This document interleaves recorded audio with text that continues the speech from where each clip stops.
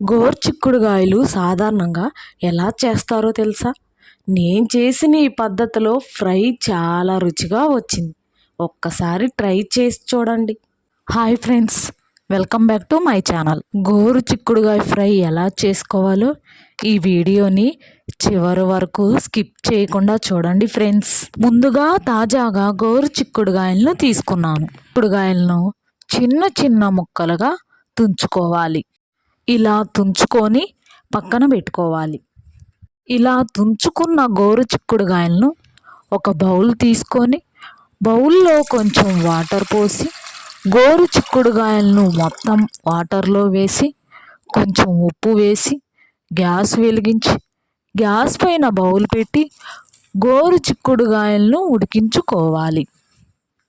ఇలా గోరుచిక్కుడుగాయలను గ్యాస్ పైన పెట్టి పైన మూత పెట్టి ఉడికించుకోవాలి.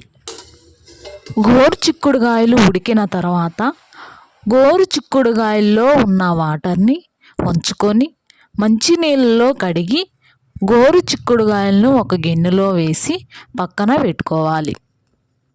తర్వాత మిక్సీ గిన్నె తీసుకొని వెల్లుల్లి రెబ్బలు, కొబ్బరి ముక్కలు, 2 స్పూన్లు కారం, రుచికి సరిపడా ఉప్పు వేసుకొని మెత్తగా మిక్సీ పట్టాలి. ఇలా మెత్తగా మిక్సీ పట్టిన తర్వాత కారాన్ని ఒక గిన్నెలో వేసుకొని పక్కన పెట్టుకోవాలి. ఇలా కారం మొత్తం ఒక గిన్నెలో వేసుకొని పక్కన పెట్టుకోవాలి.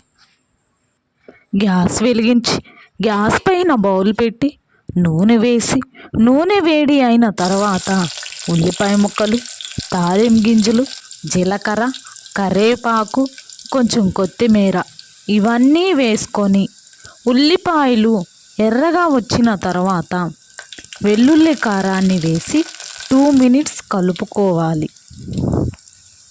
కారం మాడకుండా గ్యాస్ సిమ్లో పెట్టి ఉంచాలి. ముందుగా ఉడికించిన గోరుచిక్కుడుగాయలను వేసి మొత్తం కలిసేలా కలుపుకోవాలి.